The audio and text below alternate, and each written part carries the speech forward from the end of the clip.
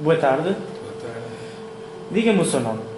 Albano Rodrigues Martins Pereira, Qual é a sua idade? 64 anos, Quando é que nasceu?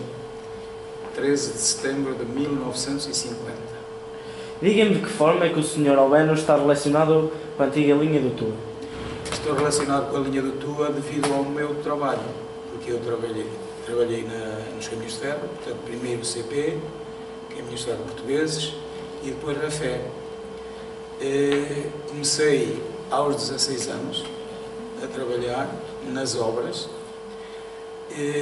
Depois, aos 18, pedi para ir para o movimento, trabalhar com os comboios.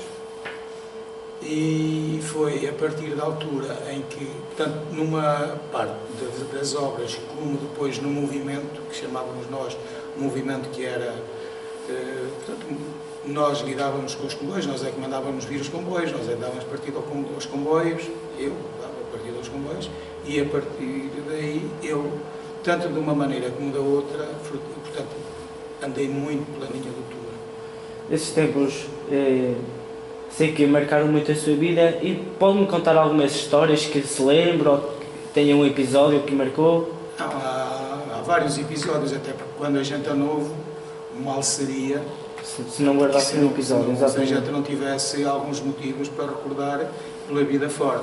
Tento fazer sempre a minha vida no sentido positivo, não no sentido negativo.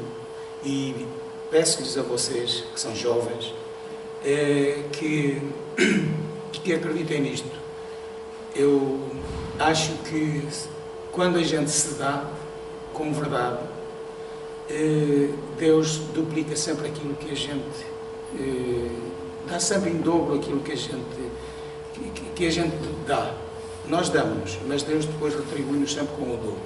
E eu tenho, por exemplo, vou começar pelas obras. Há uma fotografia que não sei se vocês a têm, que é uma das partes que agora vai ficar descoberta da linha do Tua, que é uma ponte e um túnel, e no cima daquela ponte eu tinha 16 anos. Eu, quando entrei com 16 anos para o caminho de ferro, a minha profissão era só dar água aos outros trabalhadores.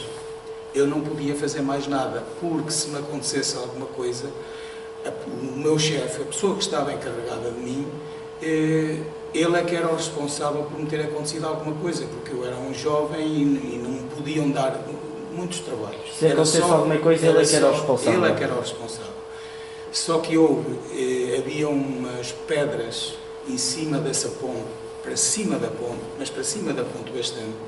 Fez-se um andaime de madeira e eu era a única pessoa, não podendo profissionalmente fazê-lo, mas era o único que tive coragem de ir lá para cima tapar aquele buraco para as outras pedras não caírem.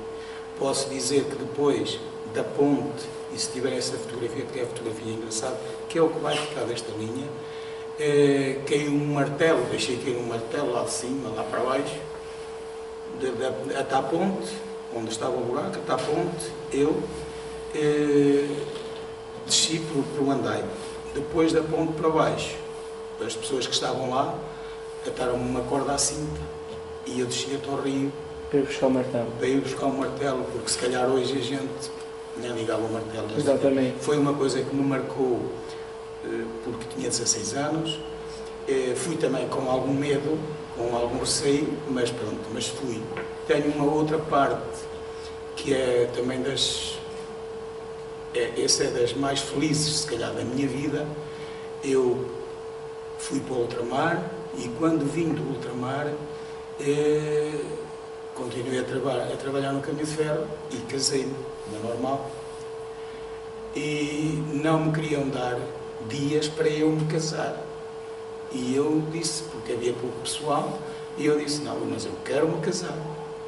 Nem que me vá embora, porque a gente quando é novo arranja trabalho em qualquer lado. E eu disse, eu quero me casar. E que eles viram tão decidido, ou me davam os dias para eu me casar, as férias, ou eu ia-me embora. Então, disseram-me assim, então vai de férias, mas se a gente precisar de si, nós mandamos-o chamar. E eu, está bem. Tive 2 dias de férias 2 dias de férias. E eu fui trabalhar, chamaram-me para trabalhar, passar 2 dias, e fui para a estação de São Lourenço. Estação de São Lourenço, portanto, eu tinha casado há 2 dias, e foi lá que eu passei a minha lua de mel.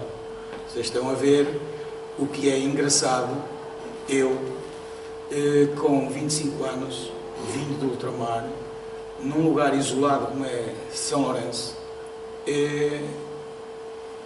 passar lá a minha lua de mel. O que é que aconteceu? Eu tinha lá uma caminha, porque não é como agora há tudo, na altura não havia. Mas éramos felizes.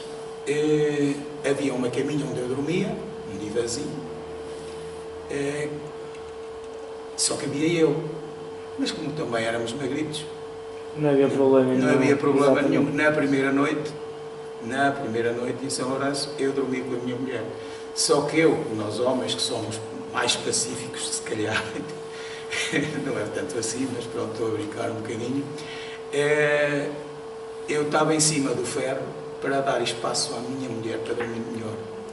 O que é que aconteceu? No outro dia, portanto, eu acordei com uma dor de costas, porque dormi em cima do ferro para dar espaço à minha mulher.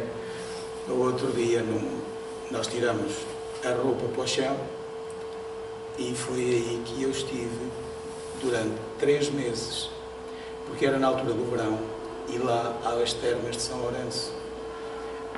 Durante 3 meses, eu e a minha mulher passamos a nossa lua de mel assim. Mas foi bonito, porque se calhar não tinha isto para contar. Depois íamos para as termas que normalmente é quase sempre gente com uma certa idade, e como nós éramos um casalinho novo, toda a gente gostava de nós.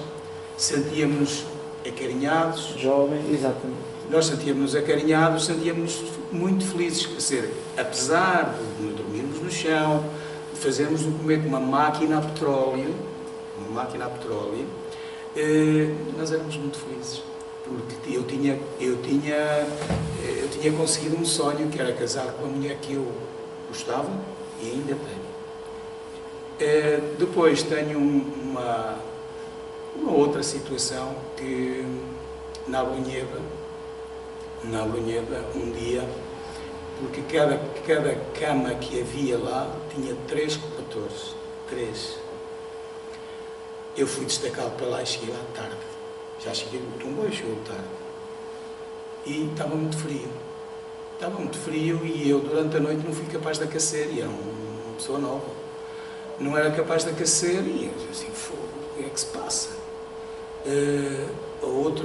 Dobrei as mantas, de 3 transformar em 5. Outro dia, quando acordei, abri a porta da estação e a rua, na linha, não via a linha, porque tinha para aí meio metro de neve. Por isso o frio que eu tinha de noite, só que eu não sentia era cair a neve.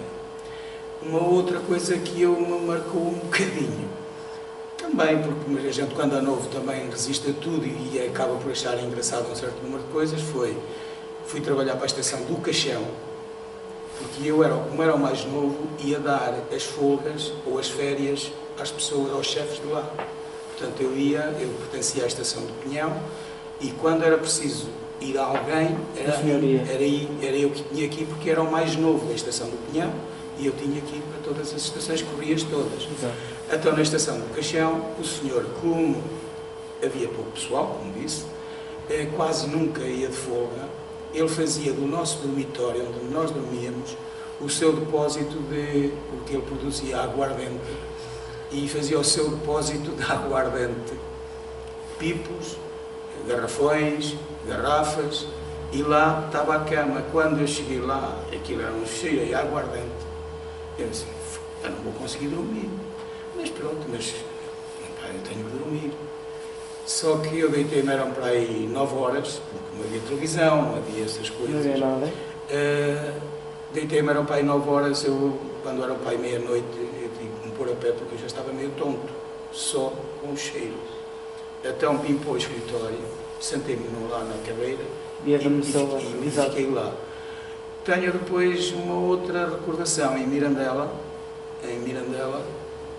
que aí enquanto que nas estações eram mais pequenas, toda a gente nos acarinha, Mirandela já era uma cidade.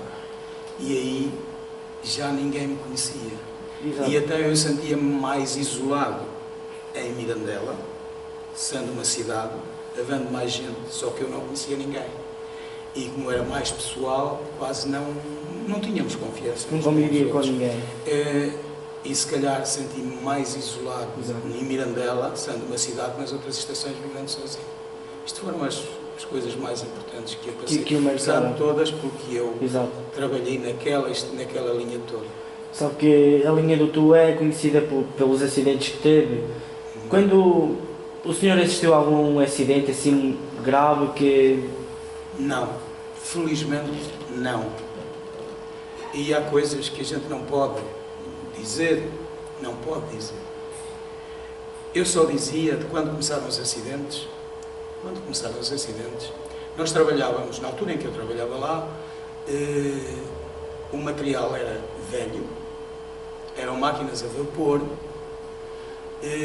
e vagões carregados de adubo, batata, cereal, porque o caminho de ferro foi, ainda é em algumas partes, mas foi, na altura, o transporte da época, portanto não havia mais nada. Exato, era só o comboio. Era só o comboio, então eram vagões pequeninos, que nós quase, o fazíamos andar e nunca houve acidentes, raramente aconteciam acidentes. Os acidentes começaram a acontecer quando a linha estava melhor, quando o material, quando as carruagens eram melhores, só que outras coisas se calhar se propõem essas coisas. Aí tem que estar. O que é que você acha de agora a linha do Tu estar desativada? Será que você pensa que era melhor se ainda continuasse a existir lá o comboio? Se as pessoas ainda continuassem a usar essa linha de ferro? É assim, eu como transmontano, ou antes como doriense, e conheço bem a região, tenho muita pena em que a linha do Tua esteja desativada. Exato. Vai desaparecer. Agora, os tempos evoluem e contra factos não há argumentos. Nós, quando é no verão, precisamos de água. E nós precisamos de fazer grandes depósitos de água. Portanto, como precisamos fazer grandes depósitos de água, se calhar ali vai ser um grande depósito. É preciso sabê-lo explorar, como exploram o Rio Douro. Exato. Transformando, se calhar, aquilo um bocadinho navegável. Se calhar ali o Amieiro, por exemplo, vai beneficiar muito com isso. Agora, como ferroviário, como doriense, tenho pena, ou antes, como pessoa, tenho muita pena que aquelas paisagens venham a desaparecer. Independentemente das recordações que eu tenha ou não, tenho pena que aquilo desapareça, mas é a evolução dos tempos. E a gente temos que acompanhar o tempo. Porque é o que eu disse há bocadinho, no verão, todos nós queremos água. Exato. E às vezes a gente começa a ficar aflito, principalmente os que estão no poder autárquico, ou até os que estão nas empresas das águas, começam a ficar aflitos quando veem as pessoas a ficar sem água. E é preciso destruir património, claro. Muito obrigado pela sua presença.